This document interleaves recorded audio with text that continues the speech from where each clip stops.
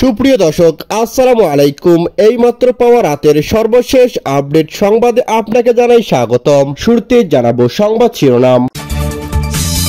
শুরুতে জানিয়ে দেব, প্রধান উপদেষ্টার নির্দেশে ভারতে চলে গেল 12 টন ইলিশ। জানতে চায় জাতি, থাকছে বিস্তারিত। এদিকে দেশকে অস্থিতিশীল করতে আবারও বিএনপি জামাতকে চাপ দিচ্ছে সরকার, থাকছে বিস্তারিত। আর জানিয়ে দেব, দেশে পিয়ার পদ্ধতি নির্বাচন দিতেই হবে বললেন চরমনাই পীর। সর্বশেষ জানিয়ে দেব, আওয়ামী লীগ নির্বাচনে অংশগ্রহণ করতে পারবে কিনা ঠিক করবে জনগণ। এতক্ষণ শুনছিলেন সংবাদ শিরোনাম, এবার থাকছে বিস্তারিত। একটি দুটি নয়, 4টি লাইসেন্স ভারতে ইলিশ রপ্তানির অনুমতি পেয়েছে আওয়ামী লীগ নেতা নীরব হোসেন টুটুল।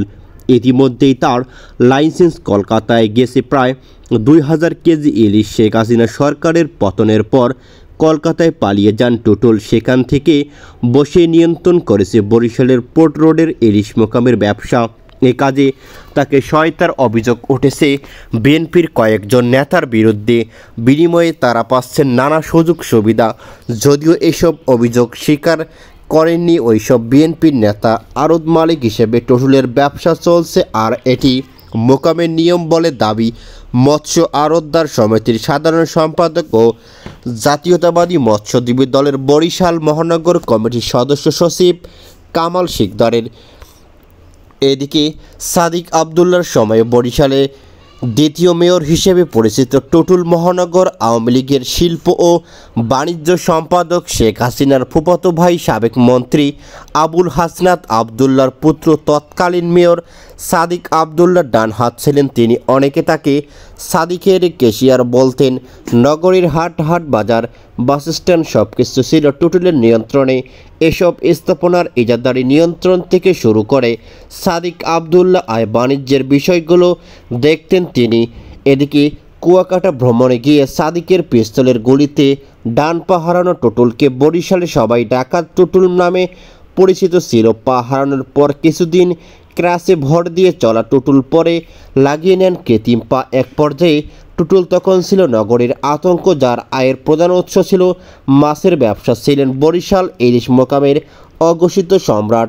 মাছ বাজার আর বিআইডব্লিউ ঘাটসহ পুরো এলাকার ইজারাদার ছিলেন তিনি। ইলিশ সব মাছের কেনাবেচা চলত তার হুকুমে। দর পর্যন্ত ঠিক করতেন না তিনি। বৈধ অবৈধ উপায় এভাবে শত শত কোটি টাকার মালিক হওয়া টুটুলের বরিশালে রয়েছে 10 তলা বাড়িসহ বিপুল ভূসম্পত্তি। কলকাতার জামাই এই আওয়ামী লীগের নেতার সঙ্গেও রয়েছে বাড়িসহ নানা স্থাপনা। 5 আগস্টের পর ভারতে পালাতে গিয়ে সাতক্ষীরার ভোমরা স্থলবন্দরে ধরা পড়েন টুটুল।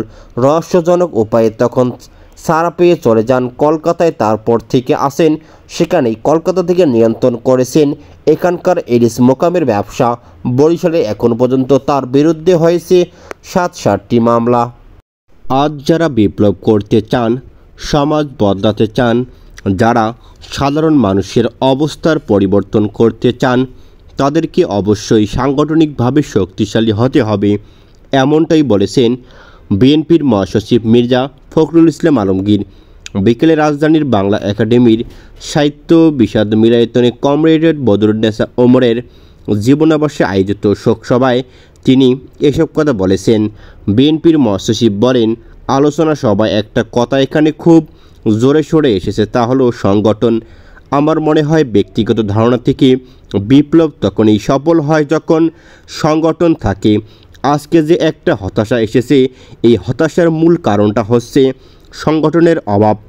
বিপ্লবী সংগঠন যদি না থাকে তাহলে বিপ্লব হয় না। তিনি বলেন, আজ যারা বিপ্লব করতে চান, সমাজ বদলাতে চান, যারা সাধারণ মানুষের অবস্থার পরিবর্তন করতে চান, তাদেরকে অবশ্যই সেই সংগঠনকে শক্তিশালী করতে হবে, আরও মজবুত করতে হবে। একেবারে বদরুদ্দিন ওমরের ভাষায় মানুষের কাছে চলে যেতে হবে, তাহলে সেটা সম্ভব হবে। এদিকে মির্জা ফখরুল ইসলাম আলমগীর আরও বলেন, কমরেড বদরুদ্দিন ওমরের সঙ্গে আমার খুব বেশি মেলামেশা করার সুযোগ হয়নি। উপদেষ্টা আবরার সাহেবের বাসায় গিয়েছি, সেখানে তার সঙ্গে দীর্ঘক্ষণ কথা বলেছি। বদরুদ্দিন ওমর জীবনের শেষ দিন পর্যন্ত তার আদর্শ সংগ্রামের সঙ্গে কখনো কম্প্রোমাইজ করেনি। আমরা আজকে রাজনীতি যারা করেছি, আমরা অত্যন্ত শ্রদ্ধাবোধ করি, কারণ তিনি এখনও কম্প্রোমাইজ করেননি। আর যারা নতুন প্রজন্মের তারা ওমর সাহেবের কাছ থেকে কতটুকু নিতে পেরেছে সেটা আমার ঠিক জানা নেই। শোকসভার শুরুতে 1 মিনিট দাঁড়িয়ে বদরুদ্দিন ওমরের প্রতি শ্রদ্ধা জানানো হয়। এতে কমিউনিস্ট ইন্টারন্যাশনাল সঙ্গীত পরিবেশন করা হয়। শোকসভায় একটি ডকুমেন্টারি প্রদর্শন করা হয়েছে। ইসলামী আন্দোলন বাংলাদেশের আমির মুফতি সৈয়দ মোহাম্মদ রেজাউল করিম বলেছেন, বিগত সময়গুলোতে দেশে আওয়ামী লীগ, বিএনপি ও জাতীয় পার্টি দীর্ঘ সময় রাষ্ট্রীয় ক্ষমতায় থাকলেও তারা জনগণের আকাঙ্ক্ষা পূরণ করতে ব্যর্থ হয়েছে। এরা নতুন করে আবার ক্ষমতায় এলে কি মধু খাওয়াবে বাংলাদেশের মানুষ বুঝে গেছে। এখন পরিবর্তন প্রয়োজন। বিকেলে রাজধানীর বাড্ডায় এক সমাবেশে এই বক্তব্য দেন তিনি। এদিকে রেজাউল করিম বলেন, 2024 সালের গণ অভ্যুত্থানের মধ্য দিয়ে নতুনভাবে একটি বাংলাদেশ গড়ার সুযোগ তৈরি হয়েছে। সেই নতুন বাংলাদেশ আসন্ন জাতীয় সংসদ নির্বাচনে ইসলামী আন্দোলন বাংলাদেশের অংশগ্রহণ করে ক্ষমতায় এসে জনগণের হারানোর আকাঙ্ক্ষা পূরণ করতে চায়। তিনি বলেন, 5 আগস্টের অভ্যুত্থানের পর যে রাজনৈতিক পরিস্থিতি তৈরি হয়েছে তা এখনও ইসলামের পক্ষে একটি জোয়ার তৈরি হয়েছে। এই উর্বর মাটিতে চাষাবাদের সময় এসেছে। দেশের মানুষ বুঝতে পেরেছে আগের শক্তি আবার ক্ষমতায় এলে তারা যে মধু পাবেন তা কখনোই মানুষের কল্যাণে রূপান্তরিত হবে না।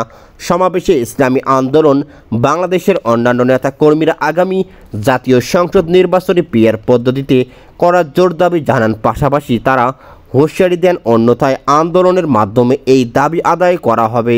এ সময় অধ্যক্ষ মাওলানা শেখ ফজলে রাব্বি মাসুদ বলেন, সরকার লন্ডনে বৈঠক করে ক্যাবলা ঘুরে দিয়েছে।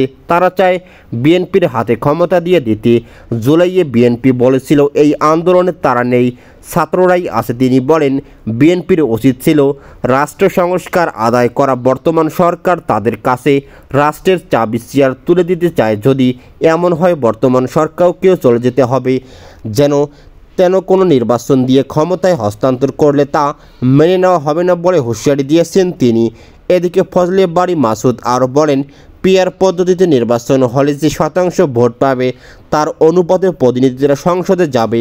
আপনারা যদি পিআর পছন্দ না করেন তাহলে ফ্যাসিস্ট মানসিকতার কারণে 30% ভোট পেলেও 30% অংশ পাবেন, 40% পেলেও 100% স্বাদ পাবেন না। এই দেশে 80% মানুষ পিআর পদ্ধতি চায় বলেও দাবি করেন তিনি। নির্বাচনী দায়িত্ব পালনে অবহেলা ও অপরাধের শাস্তি আরও কঠোর করেছে সরকার। এজন্য নির্বাচন কর্মকর্তা বিশেষ বিধান আইন 1991 সংশোধন করে অধ্যাদেশের খসড়া অনুমোদন দিয়েছে উপদেষ্টা পরিষদ। রাজধানীর তেজগাঁয়ে প্রধান উপদেষ্টার কার্যালয়ে অনুষ্ঠিত সভায় এ অনুমোদন দেওয়া হয়। বৈঠকে সভাপতিত্ব করেন প্রধান উপদেষ্টা অধ্যাপক ডক্টর মোহাম্মদ ইউনুস। সভা পরবর্তী সংবাদ সম্মেলনে প্রধান উপদেষ্টা প্রেস সচিব শফিকুল আলম জানান, নির্বাচন সংক্রান্ত আইন সংশোধনের মাধ্যমে কমিশনের কার্যক্রম আরও গতিশীল হবে এবং কর্মকর্তাদের জবাবদিহি নিশ্চিত হতে হবে। প্রেস ব্রিফিংয়ে প্রধান উপদেষ্টা, উপর প্রেস সচিব আবুল কালাম আজাদ মজুমদার এবং সিনিয়র সহকারী প্রেস সচিব ফয়েজ আহমেদ উপস্থিত ছিলেন। এদিকে সংশোধনীয় আইনের উল্লেখযোগ্য দিকগুলো হলো, কোনো কর্মকর্তা গ্রহণযোগ্য কারণ ছাড়াই নির্বাচনের দায়িত্ব পালনের অস্বীকৃতি জানালে আগে 1 বছর কারাদণ্ড বা 5,000 টাকা জরিমানা বিধান ছিল। নতুন আইনে সেই জরিমানা বাড়িয়ে করা হয়েছে 1 লাখ টাকা। নির্বাচনের দায়িত্বে অসাধারণ করলে আগে 6 মাস কারাদণ্ড বা 2,000 টাকা জরিমানা বিধান থাকলেও সংশোধিত আইনে তা বাড়িয়ে করা হয়েছে কমপক্ষে আইন স্থগিত লঙ্ঘন বা দায়িত্ব অবহেলা। সভায় প্রথম দফায় 121টি সংস্কার প্রস্তাবের অগ্রগতি নিয়ে পরিচালনা করা হয়েছে। এর মধ্যে 24টি সংস্কার বাস্তবায়িত, 14টি আংশিক বাস্তবায়িত এবং বাকিগুলো বাস্তবায়নের পথে।